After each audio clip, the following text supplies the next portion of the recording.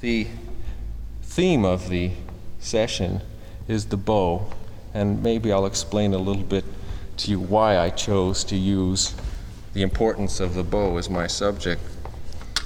In teaching, I usually go on one basic principle, which I strongly believe in because this is the reason why I studied the instrument. I think that any musician or any person in the most primitive stages in experimenting on a new instrument does so because he wants to make noise. And he wants to make a specific kind of noise which can be labeled as music. And I love to teach and experience the various kinds of noises that my students make. It's amazing that I have found there to be certain preconcepts as to what kind of noise they wanted to get out of the bass. And I call the inner expression or the basis behind this noise or this desire to produce sound, I like to label that after the old Greek term called melos, which is that thing where you could take two violinists and give them both the same piece of music to play, the same violin, they're the same age, as many sames as you can think of, and they will perform, and somehow, beyond most of our concepts, the two come out sounding totally different. And I call that melos. And on bass, I feel that there's been a lack of sympathy and a lack of interest in what kind of melos exists in my instrument. Perhaps I'll demonstrate to you a little bit of what I call melos. First I'll play a prayer by Bloch, and this gives an idea of the tonal concept that I had regarding the instrument. When I play this, I think of myself as a cantor with a voice, and I try to transform the instrument that I'm playing on into a human sound that is very much like the sounds that one would hear in the temple in the uttering of a prayer by the cantor.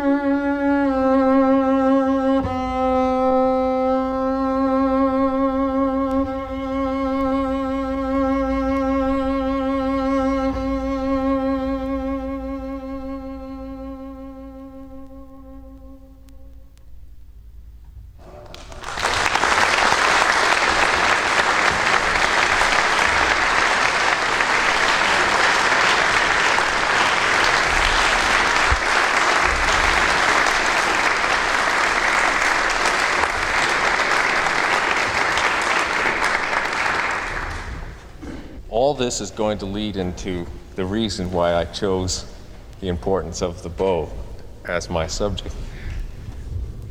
Before I even get to that, maybe I'll give another demonstration of what I call melos.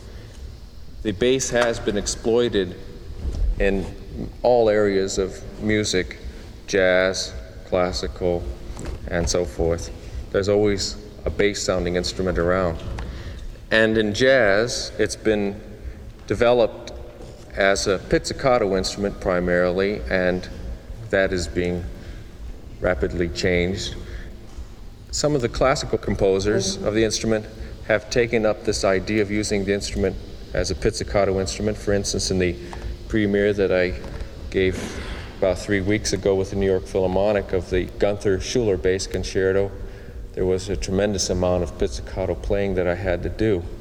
And in fact, in preparation for this, though I only had 3 days to learn the concerto, I called in my good friend and the man whom I consider to be probably the giant of jazz bass today, Richard Davis, to help me with some of these fingering technique of the right hand.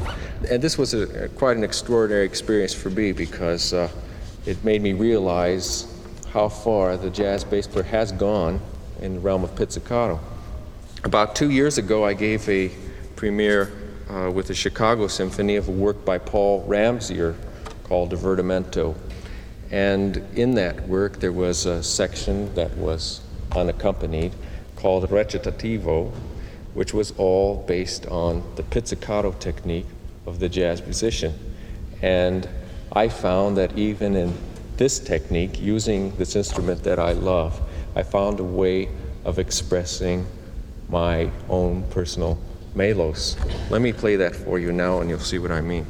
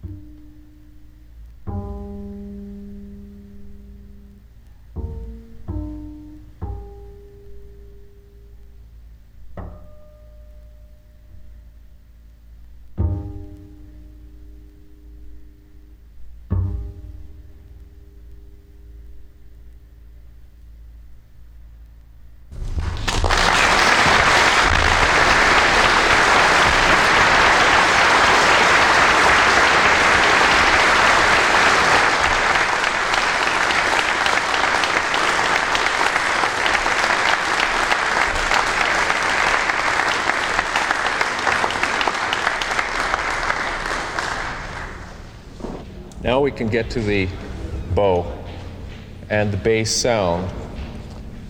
I think that the development of the instrument has to be along the lines of melos and sound. And as a classical player, of course, the tool with which we have the closest association with sound is the bow. And perhaps we could sort of discuss a little bit why I would make a statement like I did when I said that there seems to be a lack of sympathy and melos for the bass sound. I think that one cannot blame the bassist for this at all. I think that the problem is threefold, not just the bass player's fault, but the composer's fault and the luthier's fault.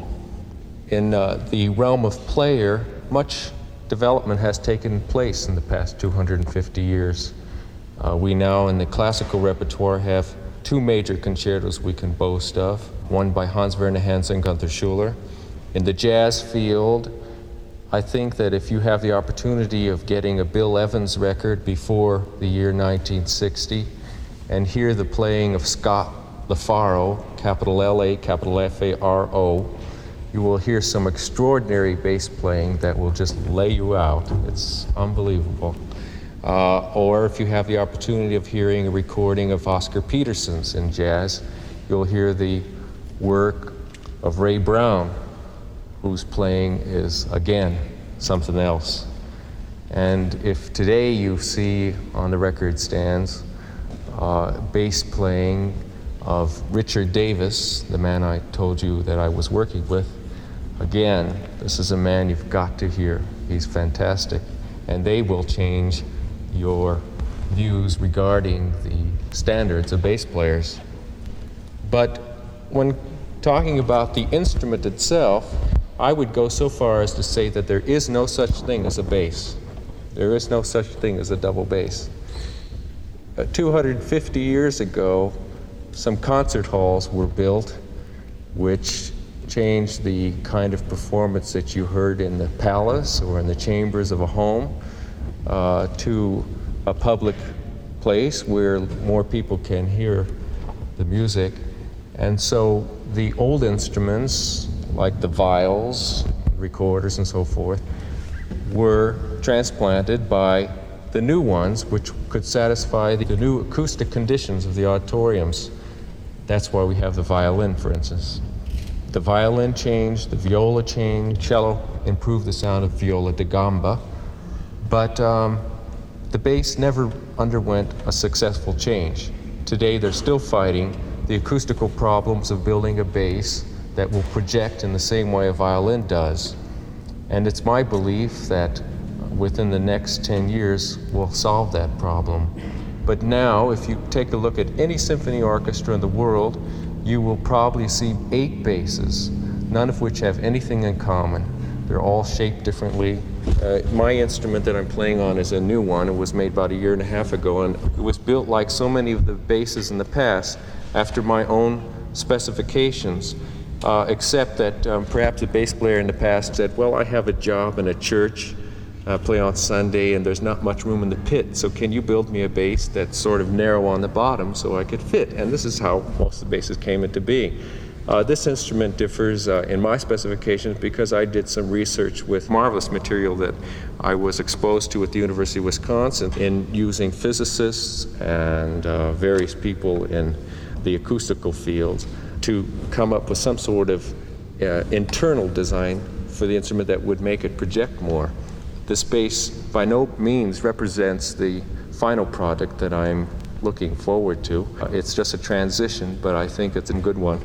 I think that the repairman and the luthier has to be blamed for the problems we bass players have, because what are you going to do? You want to play on a fine instrument, so you buy an old one that has high shoulders. So if you want to play in the upper positions, you have to stand on a orange crate or something like that.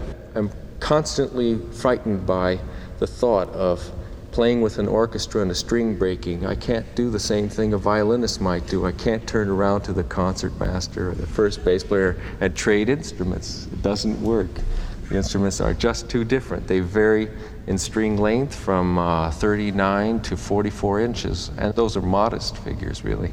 I've yet to see a bass with a properly cut bridge. I think this is a disgrace to our instrument. How can a bass player possibly play if he doesn't even know what a properly cut bridge is? I have yet to see basses with bridges the proper height off the fingerboard. I've seen basses in the schools with strings 1 inch off the fingerboard. That's hard enough in the upper positions, but it also affects lower positions as well. It's impossible to play that way. So something has to be done to standardize the adjusting of the instrument.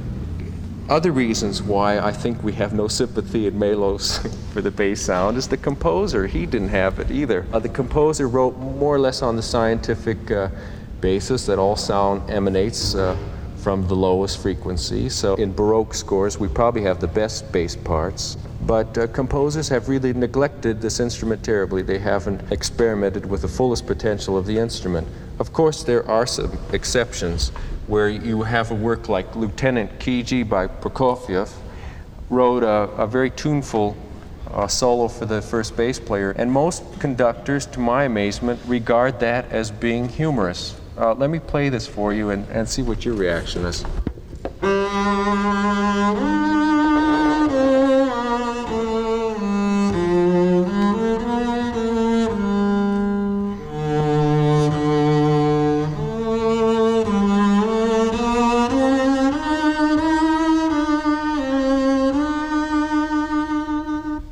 See why that would be considered to be humorous by conductors, beyond my understanding. But I think that that has a lot to do with the image that the bass has. Now we're getting closer to the bow. I'll get there eventually. I think that before I can even start talking about the manipulation of the bow, I have to say a word for the holding of the instrument, the posture of the bass player and the posture of the bass, both standing and sitting.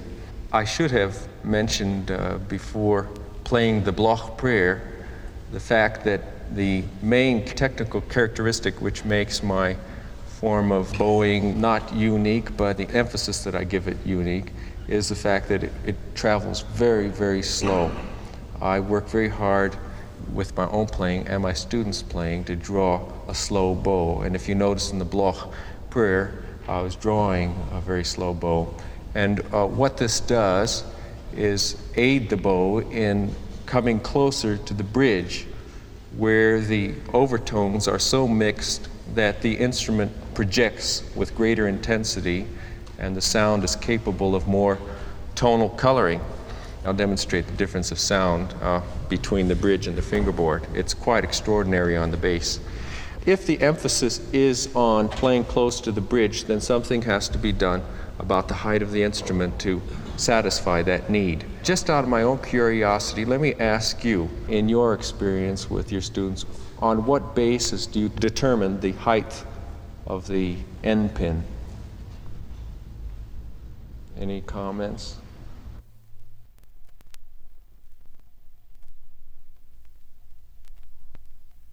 I think the problem in playing the bass is not the left hand. And again, now I'm talking about bowing. The left hand is capable of reaching quite high, and I found that it doesn't really make any difference whatsoever where the bass is located for the left hand, because the left hand can adjust to the most extraordinary positions. What does matter is where the bass lies for the right hand. Your arm is only so long, and if you want to play close to the bridge and you have to bend your body to reach it, you're going to put your body in a very bad posture. Why don't you look at some professional bass players and see if they don't have a rather sloping right shoulder, one of the diseases of the profession that I think can be avoided by better posture. So the height of the end pin should be determined by the length of the right arm, definitely, and very little consideration need be given the left hand. It's impossible to set up an exact approximation of just exactly where that would be, but I usually say hold the bow on one of the middle strings close to the frog, and if you're standing up straight, without your shoulder leaning over, you should be fairly close to the bridge. So I advocate then an upright posture for the bass player. We'll talk about that a little bit later, why it's important to stand upright. The bass posture is something else. The posture of the instrument that I prefer, and this is certainly open to debate, but I feel responsible and obliged to tell you what I do, and then you can judge for yourself whether or not this would be applicable to your own students. I like the bass standing vertical as possible, because I like the mobility of the instrument. I like to feel that in order to gain more sound, I don't have to press the bow into the string all the time. I could lean the bass forward into the bow so I get two opposing forces. This helps sound tremendously. I like to feel that when I go into the upper positions that I don't have to get my whole body against the bass, and then so I can press down the strings up here without the bass falling backward. If you notice when I was playing in the upper positions, I leaned the bass quite forward. This pushes the bass against my fingers, so this makes it easier to press down. That mobility I like very much. I don't like the instrument to be stationary. It's pliable, it's flexible, and it should feel alive. The only difference I think in the bass player's posture in regard to the posture of the bass, there would be a differentiation between the French bow position and the German bow position. The German bow player can play more from the side of the instrument and still maintain weight behind his bow. Whereas if the French bow player tried to do that, near the tip of the bow, his wrist would be in a very uncomfortable position. It'd be difficult to directly apply the weight of his body to the bow. So the French bow player would do much better to stand more behind the instrument. Sitting, first of all, I prefer to stand because I have more mobility when I stand. However, during long orchestral rehearsals and my own practicing sessions, I sit down. I like the flexibility of being able to do both. I would never start a student sitting down, though. This develops bad habits. The only comment that I might make about sitting down is that I do advise the use of a guitar-like footstool. Because if the student plays with his foot held in his side, it has a tendency to stretch the ligaments around the knee. And I know many bass players suffering not only from a low sloping shoulder, but from other maladies as well. If I do nothing else in my life, maybe I'll improve the health of bass players. French bow versus German bow. It's a very touchy subject with most bass players, and I think that the whole problem is absolutely delightful because it takes all the attention away from the actual playing of the bow. It's better to talk about what's better, French or German, than to apply the technique of either to the instrument. I think that this may be one problem why bass players have thought so little about bow. Holding the bow, first of all, main emphasis, not tight. It's got to feel comfortable and flexible in the hand.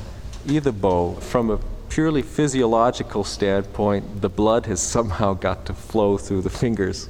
Each finger has a function on both bows. One finger has got to hold the bow against the string. One finger has got to control the tip of the bow and the movement of the tip across the strings. There's limitless functions of each finger, but I despise the student who has a finger just hanging somewhere in the air without any purpose, because there's always a way of putting the finger to work, and if he is wasting the function of one finger, something is going to have to compensate for it. So that means another finger is working extra hard. I don't really talk too much about the function of each finger in the beginning, except that I usually mention it. Each finger does have a specific function on the bow, of course changing all the time according to the musical needs. But the thing which I impress on the student above all is relaxation, not to feel that he has to hold the bow up from falling on the ground, and that the bow actually is being supported both by the kinetic energy between the hair and the string that holds the bow glued to the string, so to speak, and the hand. I think that the problem which I have observed most often in the holding of the bow, the finger which seems to need more attention than the others, or the fingers, plural, has to do with the control of the tip. Too often, the tip of the bow seems to fall down, and that's very simply remedied with the second finger on the German bow forming a pivot with the area between the thumb and first finger, and on French bow it's first finger and thumb. The feel of that weight is very, very important. As soon as the student loses a sense of weight at the tip, he loses all sense of control of the bow. That the weight of the entire bow is extremely important in drawing it across the strings.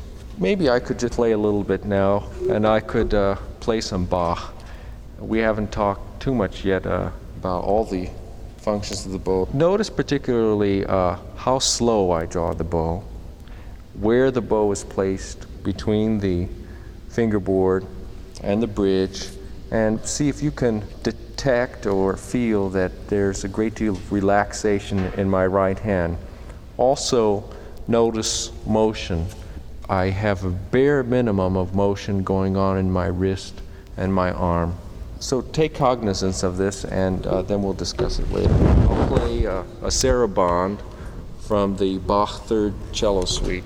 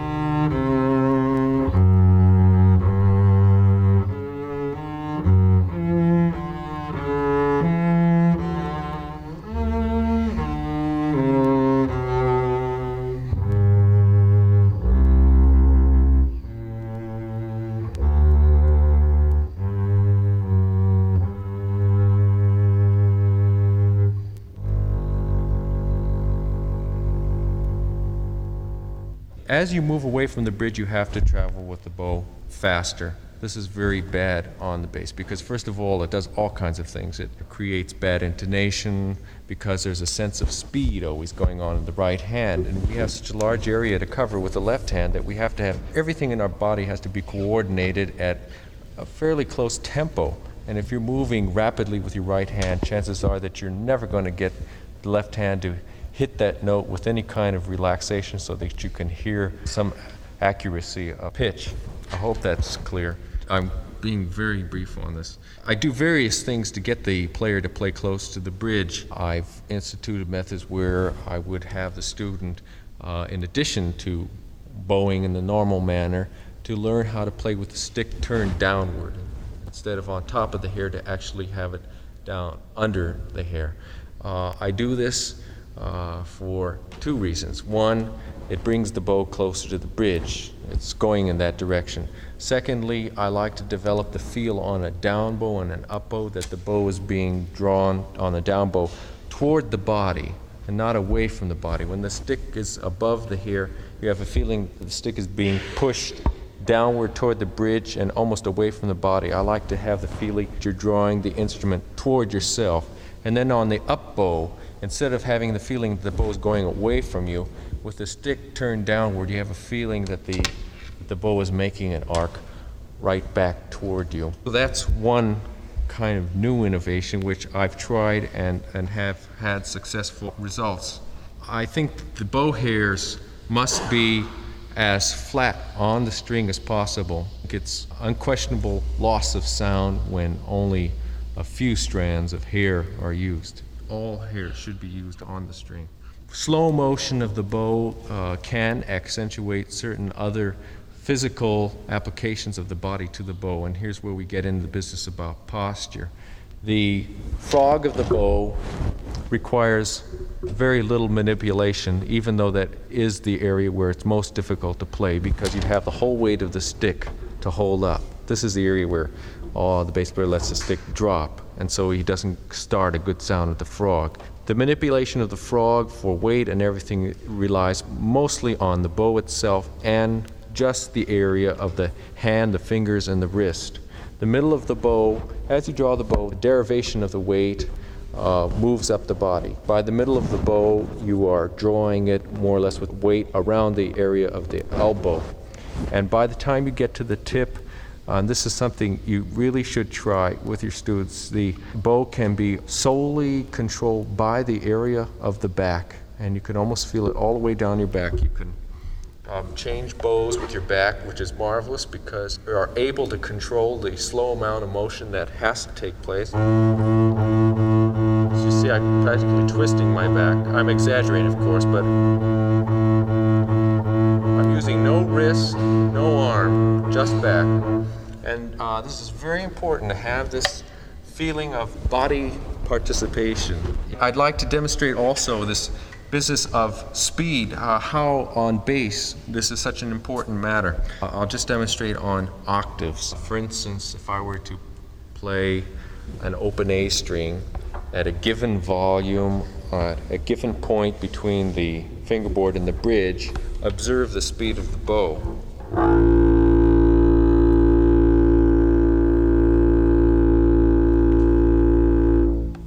I'll play that at the approximately same volume, an octave higher, same point between the bridge and fingerboard, and notice the difference in speed.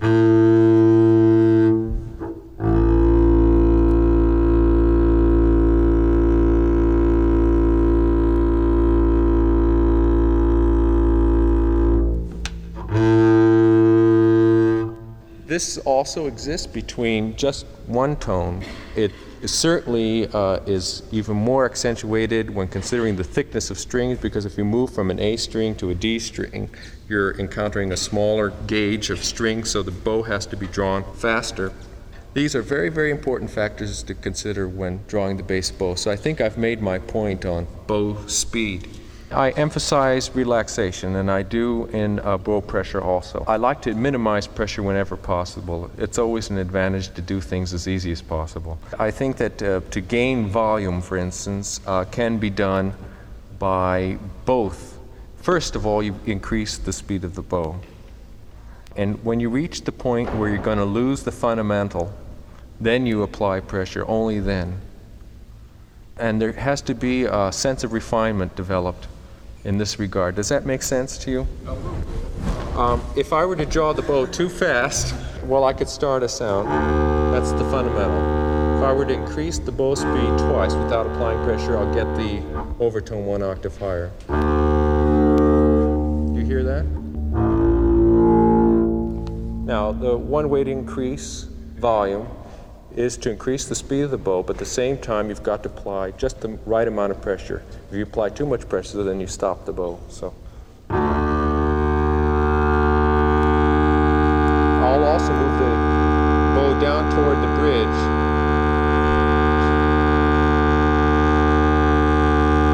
In other words, when you change one, you have to change the other two. Right. Bow pressure. Right. Then you have to change the speed and the sound. Right, but speed should be given first consideration, and speed would involve where you bow the string. If you want to maintain the speed, the first thing you do is move toward the bridge. In other words, I could start here, maintain the same speed, but get louder by moving toward the bridge.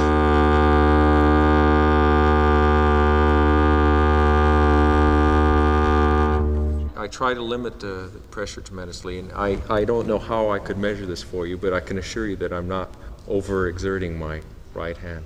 Playing at the bridge, as soon as you mention playing at the bridge, I think of squeak, squawk, and everything else. The main principle applied when playing at the bridge is the bow has to go slower. It doesn't need any more pressure. It needs slower speed, first of all. Then you can worry about pressure. I think that the metal string gives you a surer sound. I do everything I can, when we get back to this melos bit. Somehow, in the most primitive stages, the bass player knows whether he's making a good sound or not. We've got to give him the tools to work with. But I can't emphasize that enough with your students at the early level. Don't ever allow them to produce sounds which are ugly, because they can play something which they themselves will find satisfying right from the beginning. And the easiest way to reach this, perhaps one of the major points, is bow speed, slow bow. So on either string, gut or metal string, with a slow bow you can achieve greater quality of sound much more easily. We have before you a group of students with whom I have had the pleasure of preparing the following very advanced musical examples for you. On my left, may I present to you the maestro from Wisconsin, Phil Conrad. On his left, Claudia McMullen, Lavana Leno, and Terry Pursley. Please give them a hand.